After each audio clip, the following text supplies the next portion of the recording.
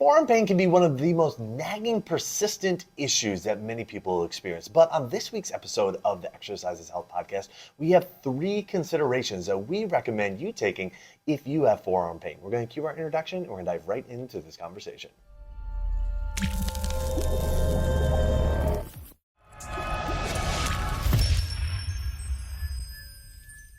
Hey, welcome back, exercisers, to the Exercise is Health Podcast, brought to you by Muscle Activation Schaumburg and Exercise for Life Studios, where we believe that your health is your most valuable asset. And the single best thing that you can do to both boost and protect this asset is exercise. Specifically, exercise is geared towards building the health and function of your muscles. We are your hosts, Charlie and Julie. And this week we are talking about forearm pain. Look, forearm pain can be one of the things that just keeps going on and on and on and on with people's bodies. If there's one thing that I've learned about forearm pain, it's that it usually lasts a while and it usually doesn't get resolved by itself. Meaning, like, you need to do something about it.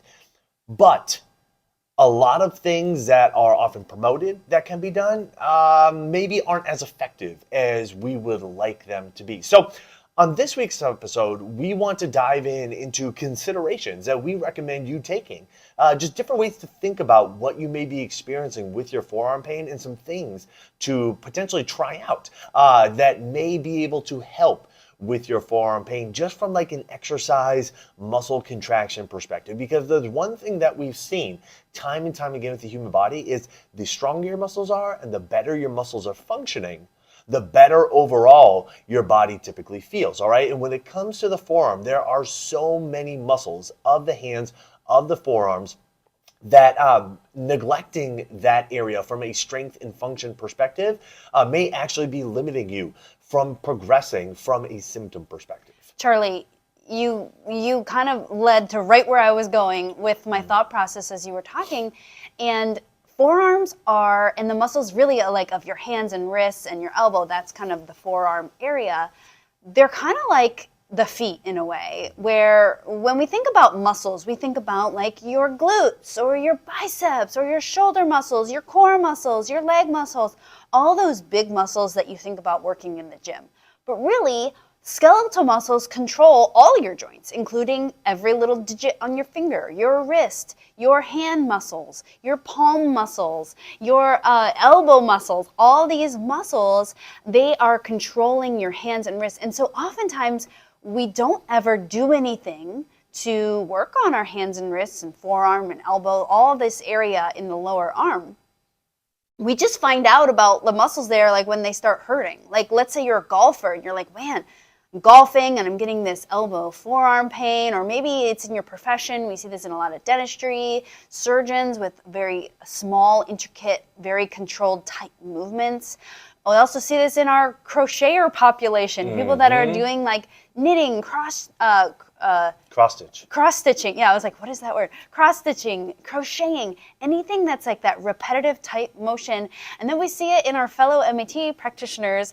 I know Charlie definitely works on his forearms a lot. And so anyone that is using their hands, elbows in very specific ways over and over and over again, you guys are the people that know about this forearm pain, but today we're going to talk about how do we leverage exercise and the muscles in this area to make sure that it is handling your stuff better, because the last thing that we want to have you do is stop doing the stuff you enjoy. And probably if you're doing it a whole bunch, enough to make this area get sore and achy, you probably like it in some way. Yeah, Julie, that's a really great point is, our hands are used for things that we enjoy doing most in life, whether it is an activity like you're saying, like golf or pickleball or crochet, or it's being able to, pick up kids, just do stuff around our house, whatever it is, like our hands are often involved with the things that we really enjoy. And so making sure that this area feels well by making sure that it's strong and functioning well is really of the utmost importance from a quality of life standpoint. So the first consideration that we recommend you taking and thinking about is, what are you doing to strengthen this area? The hands, like you were saying, Julie, are very similar to the feet, not only in like the number of muscles and how intricate the area is, but also in the mindset around them of like, oh, well, I just wake up and my hands always work. Oh, I just wake up and my feet are always strong. It's just kind of, we rarely do we ever think about, okay, like I need to go and do some exercises to strengthen my hands until it gets to the point that they are noticeably weak, like too weak to do what we want to do in life. And usually this is something that happens later in life. Really the only population or populations that I'm aware of that really focus on trying to strengthen their hands, trying to strengthen their forearm muscles are the sports performance populations and the powerlifting populations. Right. You can throw in like strongman populations, people who do strongman competitions in there as well, right? And so these are people that are really trying to test the maximum capacity of their grip strength with a lot of the stuff that they're doing in their respective sports. And so because of that, they're like, well, my grip is a limiting factor, so I need to do stuff to strengthen my hands, to strengthen my forearms. Maybe people who do like rock climbing or something like that. Climbing. Yeah. So that would be another popular. But I mean, rock climbing is also, yes, it's an activity, but it can also be a sport. And so, the more serious you are about it, the more sport-like it becomes. So those are generally the populations that are really considerate of their strength of their hands and their forearms until people's strength in their hands and their forearms gets too low to be able to just do the basic stuff that they want to do. Then all of a sudden it becomes a really big priority. So the first consideration that we have for you is like, hey, if you are experiencing some issues with your forearms, are you doing anything to strengthen them on a regular basis? That's right. And when we talk about strengthening an area, we're not meaning do that activity more. Correct. So when you think, let me give you this example. So let's say, you play pickleball, and when you play pickleball, it flares up your forearm, right? So that's the activity that is using your forearm enough that it creates pain or discomfort or a quote-unquote flare-up, right? We're not saying, well, go do more pickleball because, we know that it gets used during that time, but we also know that something about that situation is not working for your forearm given its current state. So what we recommend when we talk about strengthening is taking yourself out of that activity and strengthening the joints that would contribute to this area. So for example, instead of, doing pickleball as the exercise is rather, let me strengthen my finger flexors or my finger curlers today. Let me work on my finger straighteners or my finger extensors, my wrist flexors, my wrist extensors, my wrist rotators, my elbow flexors, my elbow extensors, because there's a big difference between using your body for a sport, for a profession, for a hobby, for something fun, right? For anything that's in life, versus you taking your body out of that and building up the function of the muscles and the joints. That's like saying, hey, I'll use an example that is not the hands because sometimes I think we get so anyways, maybe this will just help make sense of things.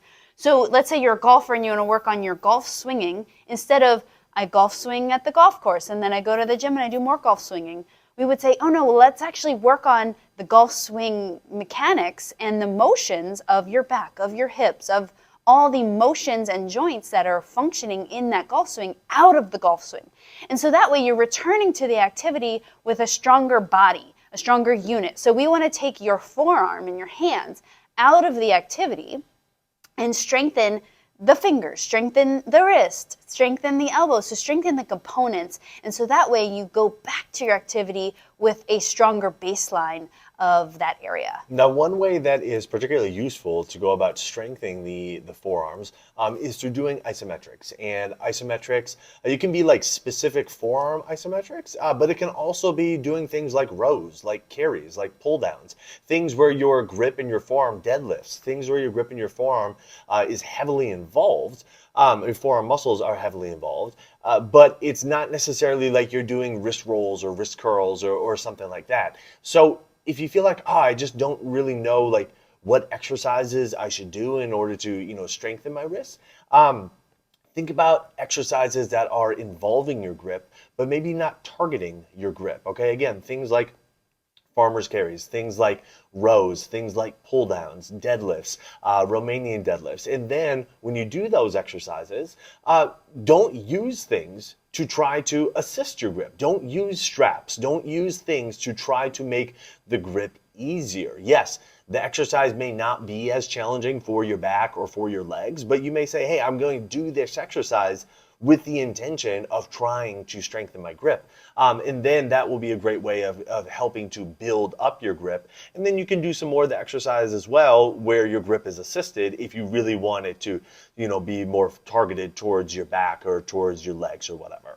Yeah, I have a handful of clients that are concerned about, their hand strength and their forearms.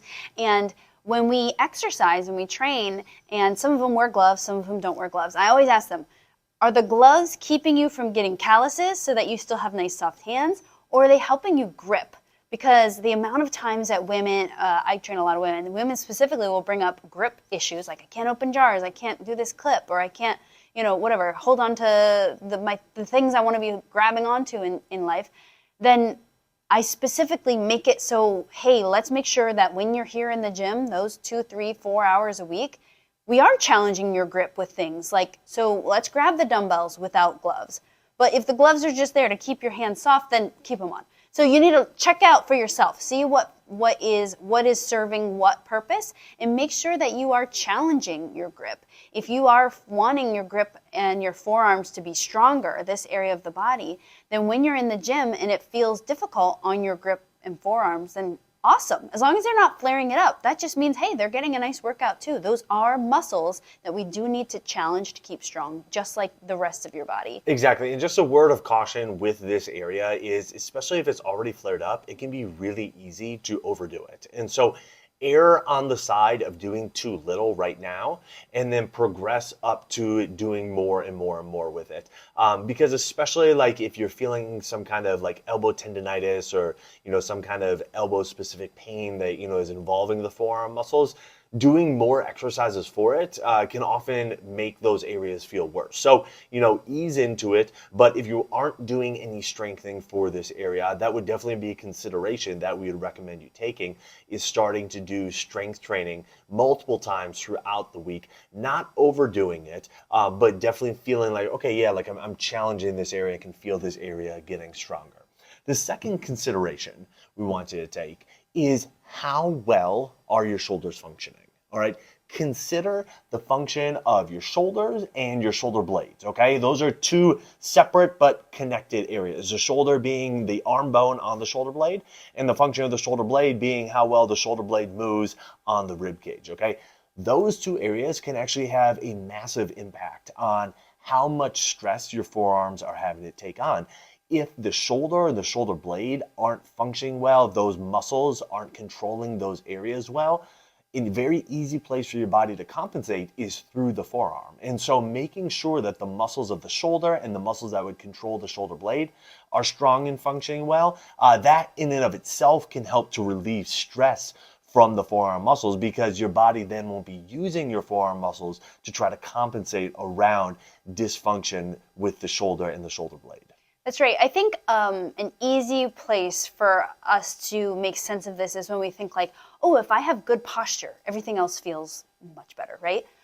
So if we think about that, if we have good posture in your shoulder, or meaning your shoulder is like being positioned properly, controlled properly by the muscles, then everything like downstream from that feels so much better, is way less symptomatic. And with MAT, we've even seen the shoulder be the cause of forearm like overwork, overtax. And so make sure that you are checking out the function of your shoulder, you're strengthening your shoulders. And again, just like what Charlie said, working on that shoulder joint, but also the scapula on the thorax joint. So making sure you're doing your rows, you're doing your presses, you're doing your lateral raises, making sure it's a 360 view of that shoulder strength. And that way you're just alleviating any like pickup stress that your forearm is having to do because the shoulder is not functioning properly. Exactly. And then consideration number 3 that we want you to take is how well are your core muscles, your trunk muscles, your back muscles functioning, okay?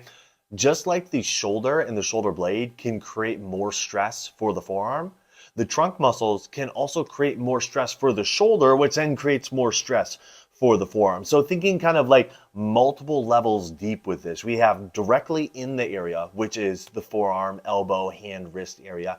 Then we have kind of 1 or 2 levels removed as far as the shoulder and the shoulder blade. And thinking about what directly affects that, the core, the trunk, the back muscles, the upper back muscles, the low back muscles, those are all areas that can affect the shoulder blade and then the shoulder itself, all right? And so same idea is just thinking about like, okay, do I have any kind of back tightness going on? Do I feel like, oh, my lower abdominals are always distended? Like I can't like, pull my belly button in towards my spine. I can't really hold like a nice tight core all that easily. Do I feel like I have difficulty, kind of turning through my trunk or like moving side to side with my trunk? Is it feel weird when I try to, reach forward towards my toes or kind of arch myself back? Like just trying to pick up of, okay, is there some kind of like dysfunction or some lack of strength happening within my core, within my trunk muscles, within my back muscles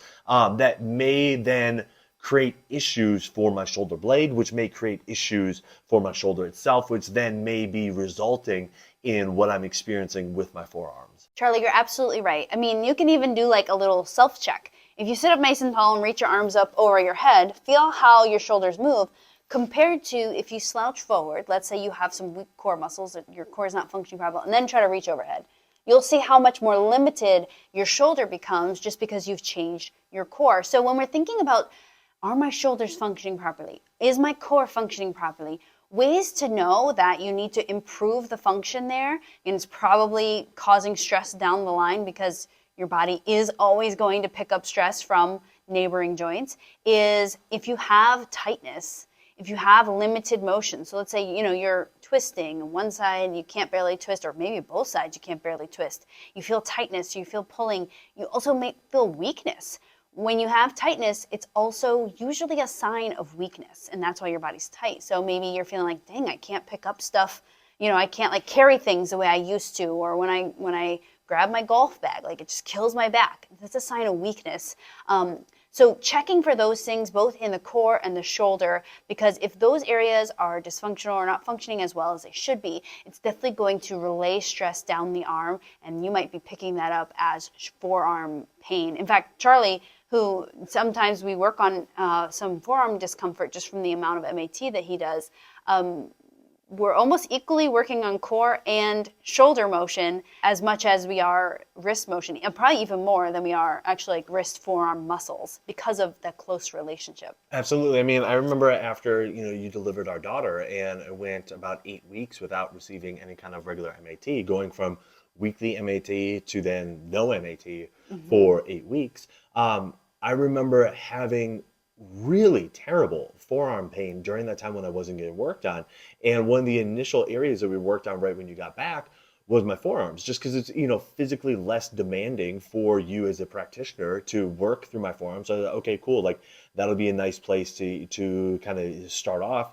And we saw like some improvement, definitely not no improvement. It is some improvement, but there was definitely more stuff going on.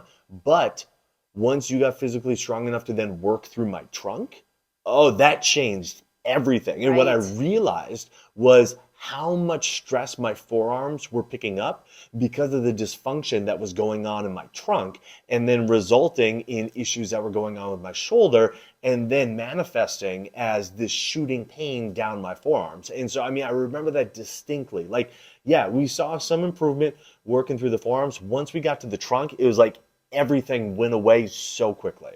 Yeah, that was super cool. And that is very common thing that we see, right? Like when we have a discomfort, right? For this podcast, we're talking about your forearm feeling flared up, painful, tight, however you want to describe that. We almost feel like we've got to do something local. We've got to put a strap on it. We got to put the wrap thinger on it. We got to do the hand wrist exercises. And that is definitely a puzzle piece to this problem. But we do know that because of, your arm is like attached to your body. It's hanging off your body. It's relying on the muscles that are more central to it, that are anchoring it to your body. That's your shoulder. And so when we get those muscles functioning properly and more fine-tuned, we're not having compensation run down through your shoulder, through your elbow, and manifesting in discomfort in your forearm. Exactly. So how do we think about kind of working through somebody's system in order to help them out if they are experiencing something with their forearms? Well, step one for us at Muscle Activation Stromberg is going to be muscle activation techniques. That's always step one because that's going to give us a really fine-tuned ability to identify where within their body they're having inhibited muscles, address those inhibited muscles so those muscles start functioning better, and then increase those muscles' tolerance to stress so those muscles continue to function well regardless of what the person is doing. So for us, step one is muscle activation techniques. Again, we may be looking at the forearms directly, but we're also going to be looking at, the upper arms, the shoulders, the shoulder blades, the trunk, even possibly the feet, depending on what may be the times when the person is experiencing forearm pain. Is it something that is very activity specific, or is it, chronic, always there? And so those are the types of things that we're thinking about as MAT practitioners. And that really is step one for us when we're working through somebody's system if they are experiencing some kind of forearm issue. That's right. So once we do MAT, we figure out, well, what is the movement issue here? And we start addressing that with muscle activation techniques. That's when, if you're not already strength training, we want you to start strength training. You have to not only make sure the muscles are connected neurologically, meaning, hey, if I need my shoulder muscle to work, it's gonna work. If I need my forearm muscles to work, they're gonna work on all the divisions of those groups of muscles. Then we have to build their tolerance, what Charlie was saying, like we have to build their ability to handle stuff, right? Because it's one thing if you go to MAT or some type of therapy and you're like, great, I feel better on the table.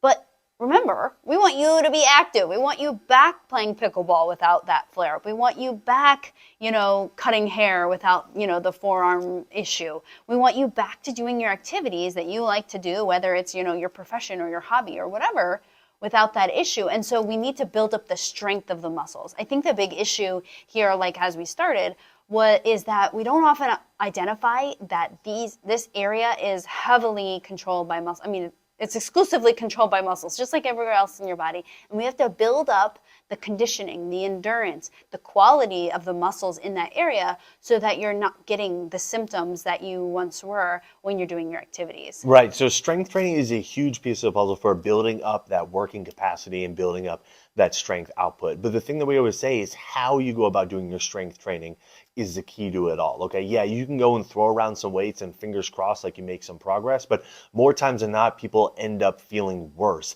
after they take that approach. What we recommend is following our 4 exercise for life principles, okay? Using your symptom-free full range of motion, controlling your moving and non-moving segments, moving slowly and focusing on your muscles squeezing while you are doing every single rep of every single exercise, all right? And that's really how we go about guiding our clients to continuously build their strength, build their function, build their working capacity without leaving their workouts feeling achy, beat up, sore, or injured, all right? And so that is, for us, like the big differentiator between going and just, throwing some weights around saying, oh, like I'm going to get stronger, and really utilizing your workouts to create a specific result, a specific adaptation of increased strength, increased health, increased function, okay? Those 4 exercise for life principles are the key.